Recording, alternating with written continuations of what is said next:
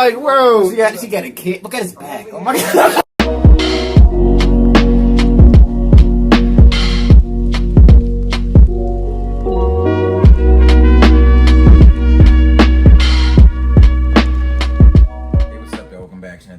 Today we're reacting to the devil worshiping Pope Boniface let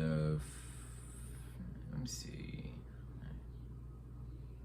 the 8th, maybe? Boniface the 8th, I think. I don't know. I haven't counted Roman numerals in a long time. Yeah.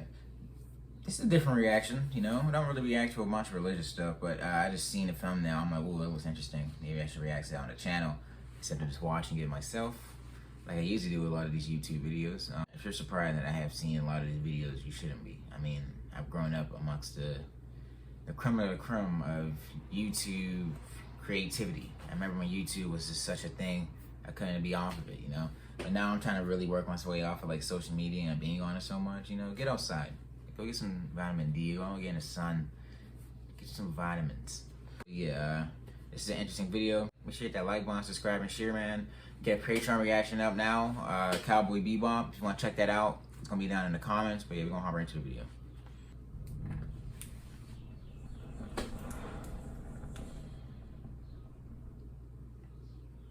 It's Ollie from History Profiles. In this video, I will give you the details of Pope Boniface VIII's life. This video may have you questioning reality. How could a man that has reached the highest rank in the church worship Satan? Let's get into the video and find out. First, let's look at his early life. Pope Boniface's birth name is Benedetto Caetani, and he was born in 1230 in Anagni, an ancient town just south of Rome.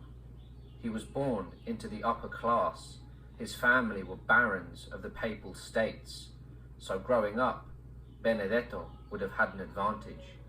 He was soon sent to the monastery of the Friars Minor, where he would learn Latin and grow knowledgeable in religious texts.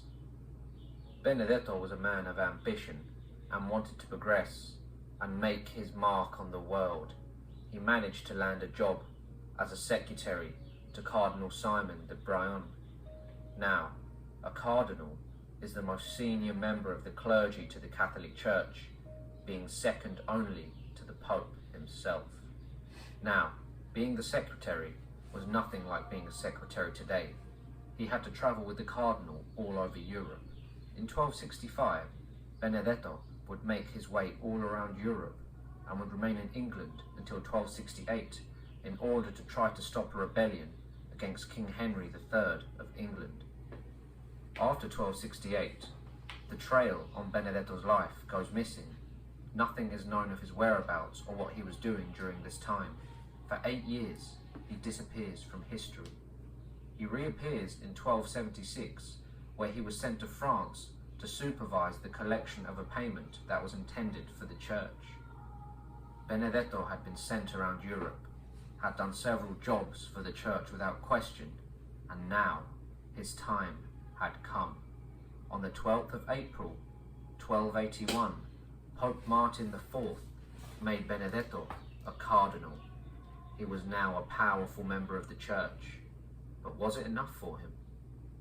As the years went by and the popes came and went, Benedetto had his eyes set on one thing, and that was the papal throne.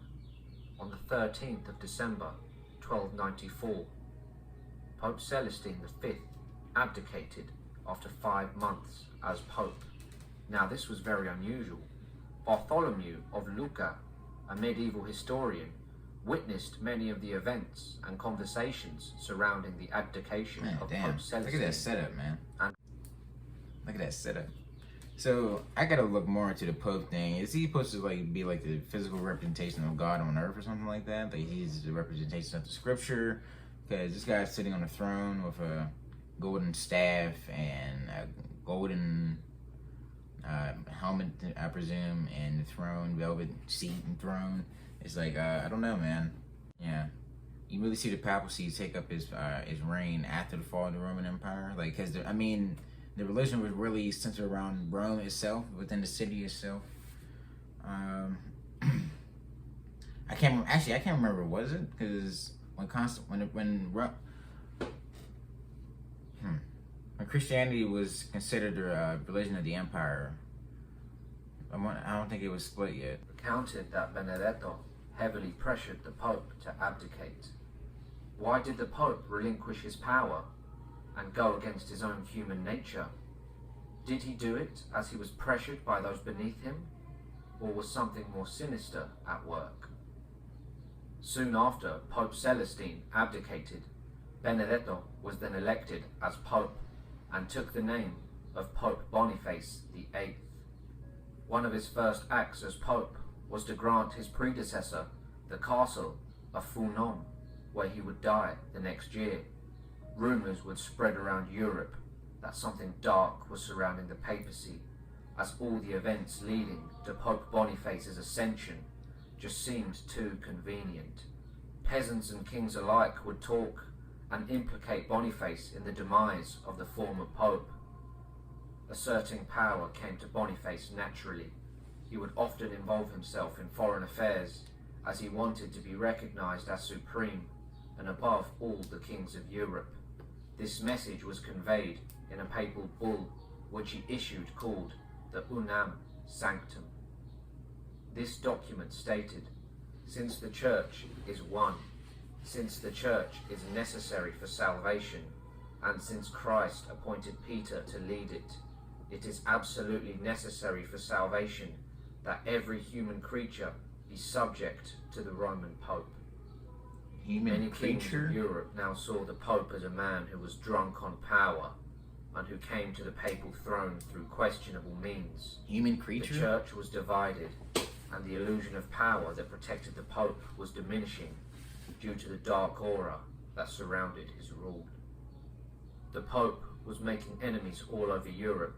The Prince of Germany and Philip, the King of France, both questioned and disputed his so-called supremacy over them.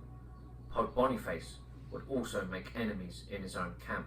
In 1297, the Pope excommunicated a cardinal from the College of Cardinals, which would lead to a bitter feud. The former cardinal, whose name was Giacomo Colonna, accused the Pope of having been elected illegally following the unprecedented abdication of Pope Celestine V. These accusations infuriated the Pope and led to war. Colonna's revolt, however, was in vain. He was captured within a year. Under the command of the Pope, he had Palestrina and other towns that had revolted razed to the ground, even after their surrender and the Pope's assurance that they would be spared. Even the highest ranking of the Church would give false promises and lack forgiveness and empathy.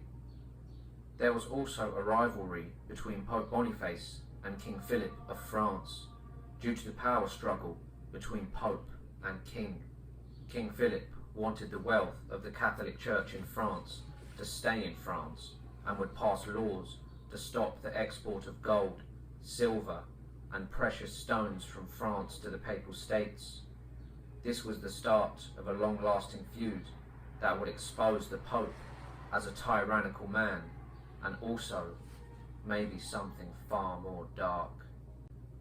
The Pope would issue another papal bull named Ausculta Fili. This document conveyed that King Philip of France should listen to the Vicar of Christ as the spiritual monarch who stood above all earthly kings.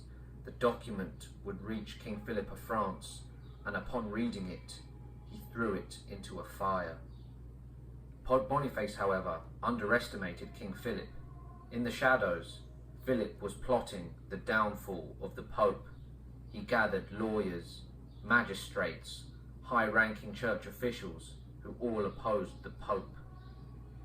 He also had witnesses ready to testify against him. King Philip was so brazen that he even sent an army to arrest the Pope. The grounds of the arrest were enough to convince the people that this Pope had to be deposed and face trial. There had been talk around Europe for years surrounding the Pope, and many believed the charges, and there were many. I shall now read out the charges. He has often said that if nothing else could be done to humble the king and the French, he would ruin himself, the whole world, and the whole church.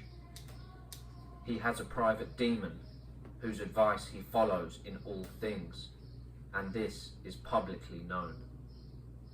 He is a soothsayer who consults in oracles, and this is publicly known. A private demon? He is a sodomite and keeps concubines, and this is publicly known. He's going to do everything he can to ruin the church. I wonder how much he was able to implement, and if he was even able to get rid of that stuff. He has a personal demon. I mean, when you're at that level, I presume, of spirituality, I feel like demonic forces would be a lot more present in your life, because you're such an image to what religion you represent. It's like, well, of course we want to destroy this tier of power right here, or corrupt that tier of power. He is seeking to destroy the faith. He has long harbored an aversion against the King of France, because in France there is and ever was the splendor of the faith, the grand support and example of Christendom. It is notorious that the Holy Land has been lost as a result of his sins. It is notorious that he seeks not the salvation of souls, but their perdition. These charges were merely everything the public was thinking. They believed he had schemed with the devil to rise to the top of the church, and had practiced the dark arts in order to commune with the devil who helped him rule. Many thought that the devil had taken command of the church due to its ongoing corruption. In 1303, an army was assembled, led by King Philip's minister, Nogaret. A ghost would also come back to haunt the Pope, as Sciarra Colonna, the relative of the disgraced Cardinal Giacomo Colonna, had joined the army, seeking vengeance. The army attacked the Pope at his palace in Anagni. The Pope was soon arrested and placed into the custody of Nogaret. The Colonna family demanded the Pope's resignation. For the first time in history, the supreme authority of the Pope was diminished and the illusion of power was unveiled. The Pope was treated as your common criminal would have been back then, and was beaten, slapped, and humiliated. However, the people of Anagni rose up in arms and freed the Pope. He would make his way back to Rome, but died shortly after, on the 11th of October, just 1 month after his arrest. He died before his trial. We shall never know what the outcome would have been, or if he would have confessed. Without a doubt, there was a darkness surrounding the rule of Pope Boniface, and his death before his trial seems very convenient. He wronged many people, and was also addicted to power, and would like to remind the kings he saw as beneath him. Absolute power corrupts absolutely. My God. It seemed like that's the type of thing he was striving for before he even reached the church. So that's the type of soul, the type of personality you had before you even, I guess, pursued your faith. It's like, I don't know, man. You should have did a bit of recognition within yourself first before you even try to pursue power like this. But this is just, yeah, that's ridiculous. Personal demon. Yeah, I want to say, like, I wonder, like, if people around Europe was gonna let this dude rule for a minute. But yeah, when he said, yeah, there was talks around Europe and all that about how he was like a bad pope. Yeah, I can understand that. But yeah, if you enjoy these kind of reactions, let us know down in the comments. We'll do more of them. But yeah, make sure that like button, subscribe, and share, man. We'll see you next time. Peace. Peace.